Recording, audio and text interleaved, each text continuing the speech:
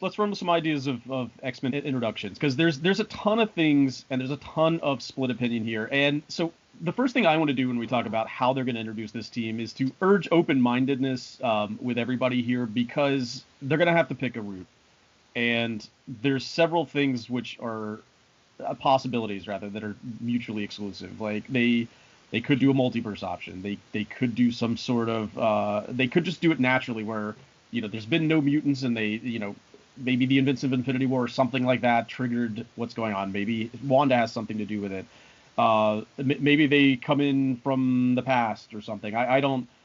There's a number of different ways that have been proposed to do this, and if you're starting to get an idea that they have to do it one particular way, I'd urge you to just think about other possibilities that we might discuss here and consider those might happen, because I don't want anybody's individual experience to be ruined by the fact that you thought they had to do it the way X. So we'll see what they end up doing. But definitely, and I know you wanted to talk about this. Did you have chomping at the bit? I knew you were. I hope my fellow champions here can give me a little bit of room here, or latitude, as I try to formulate some of these narratives. But I don't do a lot of theory crafting as a fan. I don't do a lot of speculation. That's really not my thing. I love to hear what people have to say and the ideas they have, but there are a couple of places where I feel we're going wrong as a fandom when I look at the overall thinking that everyone has. One, everyone is incredibly impatient about this, right? So every idea is based on what's the fastest way to shoehorn a mutant into this universe, because please, I need them right now, right? And then I think the other place we go wrong is you really shouldn't be thinking about how to introduce the X-Men into the MCU. You should be thinking about how to introduce mutants into the MCU, the concept of a mutant, right? Because that's a forebearer to the idea of the X-Men. And that approach is going to take patience, right? Which none of the fans seem to have. So while I don't have a preference for any of the theories that are like, oh, Thanos and the snap, and he made some mutants, and multiverse, or it was the Celestials, they came and they made everybody into mutants. I think you really always have to go back to source. And I'm going to wince when they make their decision and it's a huge deviation from source. I'm not going to cry like I would have in the past, but I'm going to wince. So I think you have to think thematically. And there's a beautiful allegory for what mutants mean in the Marvel universe, right? So when Stan and Jack came up with this stuff, it was the 60s. We had just seen a previous decade where there had been a lot of nuclear testing. People were worried about the idea of radiation, right? It had a real effect on human physiology, mostly causing cancer and death. But Kirby takes that idea and says, well, what if there was like you got an evolutionary boost from that, right? What if there was a positive to all of that ecological terror and disaster that we're bringing with splitting the atom? And they are the children of the atom, right? So I think that's important. And that allegory of mutants sort of being a byproduct of our irresponsibility when it comes to the environment is beautiful to me. The same thing goes for the Hulk, but that's a different story. So they really galvanized the fears and the concerns of the day and sort of turned it into comic book literature. And I think you should try to preserve that. If Thanos is the guy who made mutants, what does that mean? Okay, he snapped his fingers and now there's a bunch of mutants. It was Thanos' fault. Thanos gets falsely insinuated into the mutant conversation in a way that I don't think he should be in the MCU. And to sort of bring this narrative to a close, I really do think that it should be some variation on the idea that this next step in evolution happened because we've been so reckless as far as our pride and our thinking that, we could harness these elemental forces and use them wantonly and destructively, right? We've awakened some potential in humanity.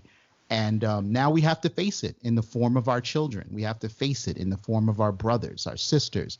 That stuff is powerful to me, not Miles Morales came from space and suddenly there's a bunch of mutants, or whatever your theory craft of the minute is.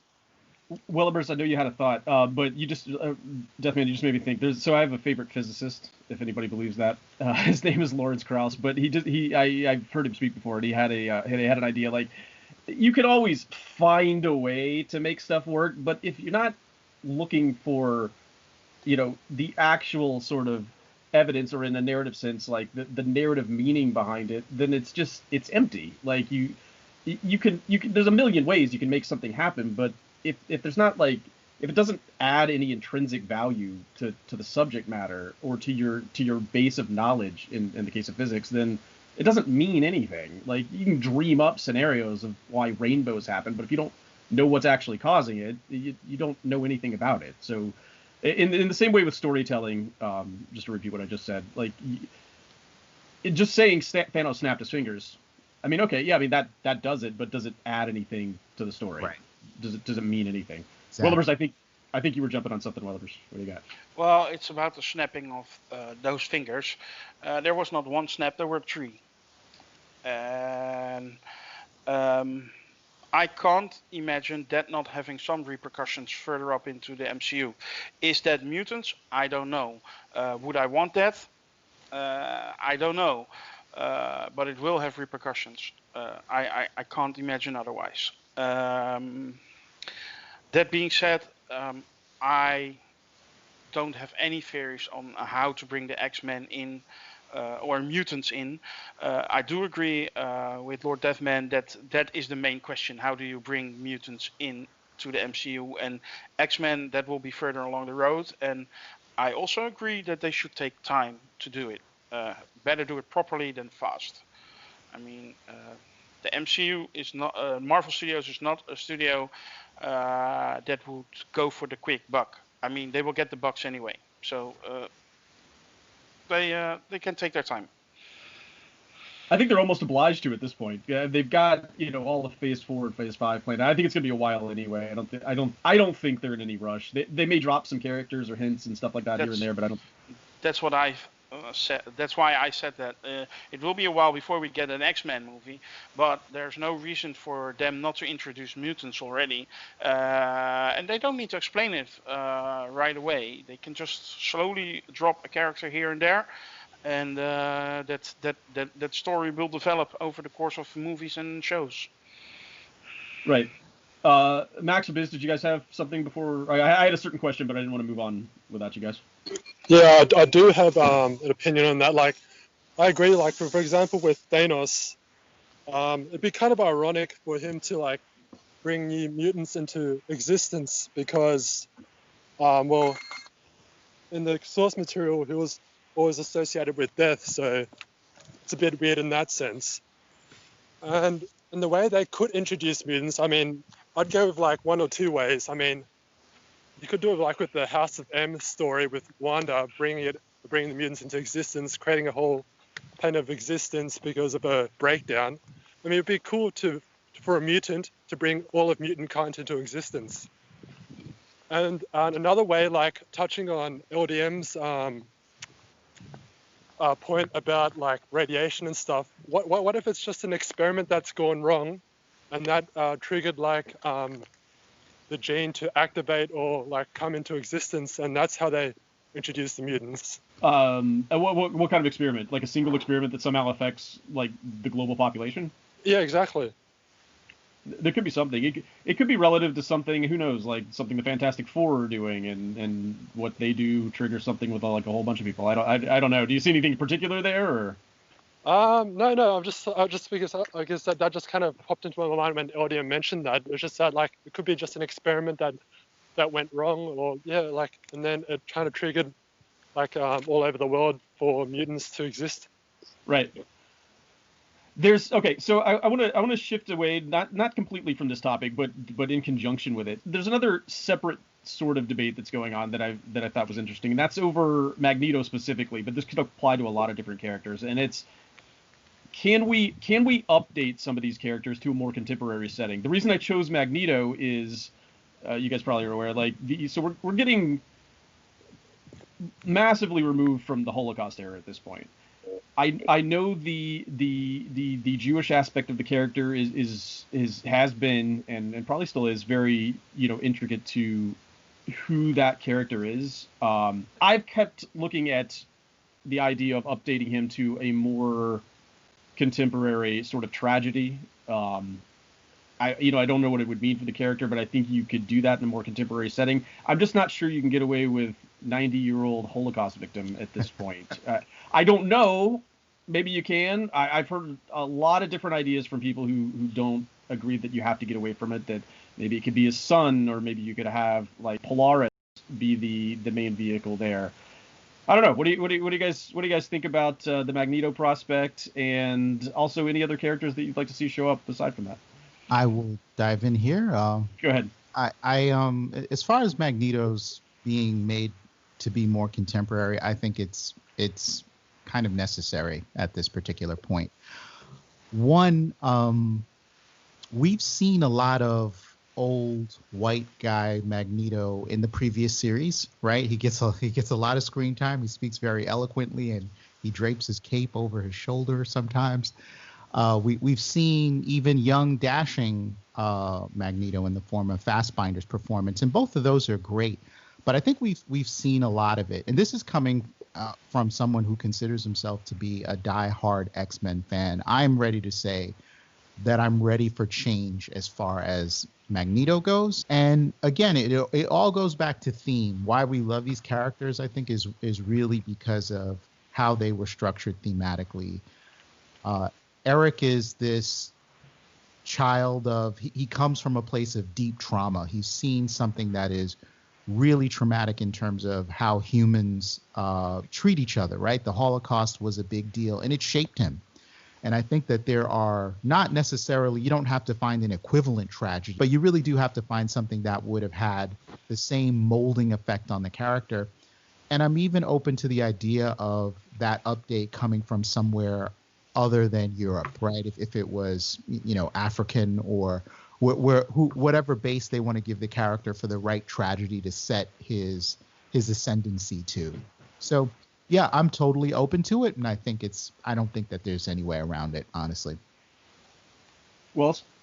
Well, the easiest way to update Magneto's background is to set him in the 1990s Yugoslavia as maybe even a Muslim character. So he would go from Jewish to Muslim. I don't know how well that would sit with everybody, but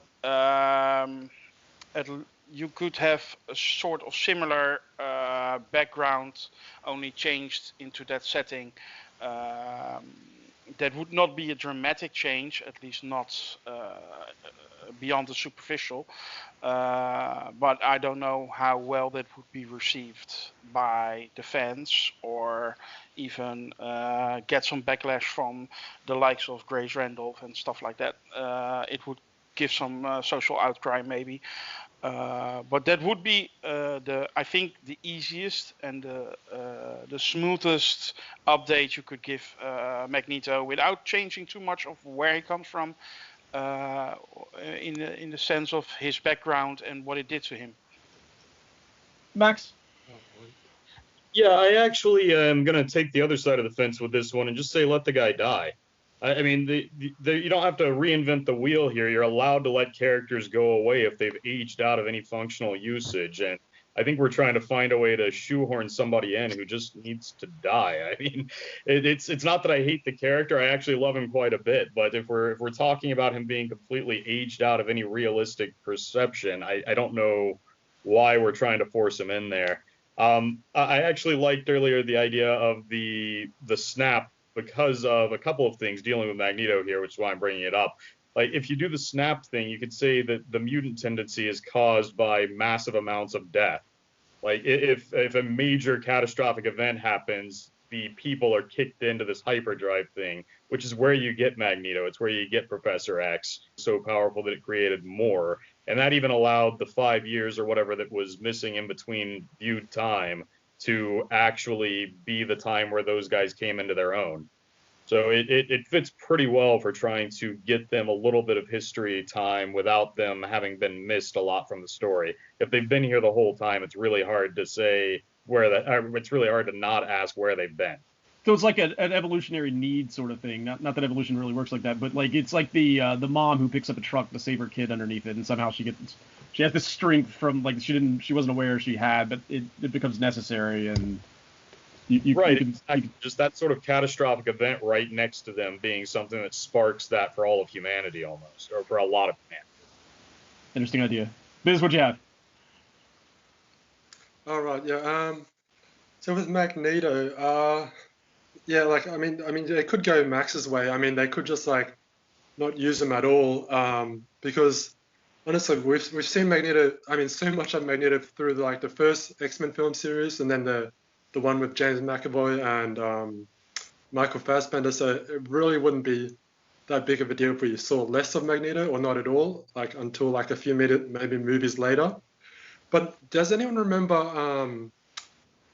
Someone changed the origin of Magneto. I think this might have been on Nowhere. It might have been one of us who made that change, or it could have been like a link to an article. But the thing is, they made like Magneto like an African, and then he was dealing with it could have been Rwanda, like the genocide over there, and that shaped him. Like, does anyone remember that at all? I've heard that a lot. Yeah, I've heard. Yeah. I've heard that possibly. Exactly. So they could go that way, but I guess it could work, but it'd be kind of weird seeing Magneto black, because like he was already kind of like persecuted by obviously because he was Jewish. It's just, I don't know, it'll just be weird to me. I mean, like, how important is his origin to you guys anyway? I think if they're going to do him, I'm gonna loop this back around, but I think if they're gonna do him, they should probably update whatever tragedy that has been going with. I just don't. We've seen Holocaust Magneto for a long time. I don't think it's a shame to update that and to move it on. They've done the same thing with characters like Punisher. He hasn't been in the same war during different versions of his character. I think it's okay to update it. And if you're going to update something like that, you're almost certainly going to have to change his nationality, his religious background. And I think that's fine. You've got the other character exists. We've seen him a lot. If you want to go back and read about Holocaust victim Magneto, there's plenty of material to read. So I don't think there's years worth. Yeah, I don't think there's any shame in moving on or any problem with that at all. But you know what? I was thinking about that in terms of what Max brought up, and I agree. I don't know that you have to do them at all. I sort of alluded to that earlier when I said that there's possibilities that they could just move on to Polaris, but they could also do like a number of other things. They don't have to go with his family lineage in any sort of way. One of the characters I know I'm sort of like hoping for is like a Mr. Sinister.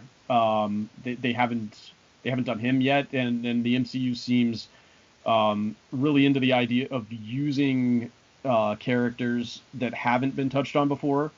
So, you know, maybe just with the idea that there's a possibility they don't do Magneto at all. Like, what other characters could you guys see replacing him? What other characters would you guys like to see on the team, maybe? I mean, I just mentioned Mr. Sinister. Any other ones that we're thinking about that they could play a prominent role that haven't been touched on yet? First off, I want to tackle this question. First off, I'm surprised at how many folks on the panel here are sort of like, oh, I could kind of live without Magneto. It's okay. And I totally get that. And on the opposite side of that argument, to be clear, I think you need him as the other side of the argument for Charles. I don't know who would be the stand-in or what group would do that for you, but I think it is key to the mythology. But again, I respect all the opinions of the champions here on the panel. But that being said, and I want to circle back to one other point around race. You know, I'm not pushing an agenda in which Magneto would be race swapped for the sake of doing it. I'm just saying if you're picking a new tragedy, like Stanton said, you do have to be, you know, you're going to have to place him ethnically and religiously and racially. You're going to have to, you know, do that to make sure it kind of fits. But as far as other characters that I'd like to see, there are a ton of them. Arcade, Mr. Sinister is one, Deathbird, Sauron. A lot of these great characters that the previous series kind of, you know, didn't get around to, or they kind of glossed over. There are characters that didn't make it to the forefront of the narrative, like Cyclops, that I would obviously like to see take a more prominent role in the new stories that you're telling about the X-Men. So yeah, there are a ton of new characters and supporting villains that were, previously unseen in the old series that I'd like to see come into the new MCU movies. And as far as and I know we've done a lot of discussion around how, right? That we're really focusing on how. And I've been writing like little bulleted lists of how you could do it, and I really started to put those aside and said, it's not really about the how. I know that you could pay a writer to figure out how to introduce mutants in some way that isn't going to strain credibility too much. But I really, for me, I would love to just insinuate them into the existing history without a big bang event. I think that mutants have been here for a while. They've been fighting an invisible war within their community, right? And suddenly that war spills out into the streets. It's public, right? You now see a group of well-organized mutants. I don't think it would be in a mutant, even for someone like Magneto at that point, even with his militarism, to say, I'm going to take on billions of these human beings and start a war right now. I think that there'd be some marshaling that's being done, and you could sort of create the idea of this invisible war that's been happening in the background, and then suddenly spills over into the regular MCU continuity, where you need to bring in a team like the Avengers, to deal with some mutant threat. Maybe it's the Brotherhood. They've finally gotten organized and announced themselves to the world. And the X-Men and the Avengers can't cut it, right? You're dealing with supermen, right? They just seem to have this incredible power set. They're highly trained. I want mutants to sort of feel like, hey, we've been training in secret, and we're not coming in here as the amateurs. This is a new level of superhero combat when you see the X-Men and the Brotherhood. We're going to have to ramp that up. But the X-Men come in as the way to save things, right? The Avengers aren't cutting it. The X-Men sort of come in, fill the breach incredibly, to the point where the public is like, what just happened here? Did Captain America just get owned? Is Iron Man's operating system a bit too slow to deal with a guy who sort of can alter magnetic fields and gravity, right? Imagine being crushed inside that suit. I mean, that's what Magneto can do, right? So I have a lot of visuals and ideas for how this could go, and I don't really think you need like a super elaborate Big Bang way of bringing into the X-Men. I think you could. We do it all the time in comic books. We do retcons. We say, you know what? It was like this yesterday, but today we're telling you that it's like this now. And comic book readers, we have gone along with that for decades. Don't see why it would work in the MCU. There's a small key scene that I keep thinking about, and I haven't mentioned it, but I thought about it a couple times when we've been talking here. But when they show the Ancient One in Endgame, and they show her during the Battle of New York from the original Avengers, it's like little stuff like that. Like, they didn't make themselves known, and they didn't feel a need to. And I think that could apply every bit as much to any number of X-Men that, or I should say mutants, that have been around the entire time as it is. Yeah, obviously, the X-Men, they would have like a large roster of villains, so a ton can be used. Like, it doesn't just have to be Magneto. I know you're like a kind of like a purist in that way, but like, there's obviously Apocalypse. I mean, he wasn't really done justice at all in that movie. But the thing is, also the Marauders. There's quite a few villains they can pick from. It doesn't always have to be Magneto. Like, Magneto's obviously, he's a major part of the X-Men history, but there are a lot of, and we need like a fresh perspective, in my opinion. Like, the same old thing, it gets a bit stale after a few times, especially considering he's been been prominently featured in both film series. So I don't know, that's just my take on it. Last word, Max. What do you got? Yeah, my pick is definitely Sinister. I've been itching to see him for a long time. You could even use him to lead in reasonably well to Apocalypse. He's always had this scientific push to try to expand humanity, so that could tie in towards the survival of the fittest thing a little bit. He's this villain that has this. He's Magneto, except instead of thinking that the people just need to advance his people, the mutants, you've got this thing where he thinks science should advance everything. So he's like the villainous form of science, and I love that about him. It's this mad dash towards progress that is just a warning of a human being. Interesting. So he's like Super Magneto. He's not just defending vigorously his people. He's actively trying to advance the genetics of it. Right. Interesting. All right, they could do a lot of things there, but yeah, I don't know. Good talk, guys. A lot of stuff here. I think we could do a whole other thing on this with different aspects. So I'm very much looking forward to that. But in some interest of time, we're going to cut this out here. I do want to invite everybody again. Anybody who may be watching, please check us out at Sakaar. You're more than welcome to join us here. We're not an exclusive group by any means. We'd love to talk to anybody who wants to join us again on Sakaar. So check out the links below. Take a look at our other videos, and we'll look forward to seeing everybody soon. Thanks, guys. You're welcome. Bye-bye. Thanks, everyone.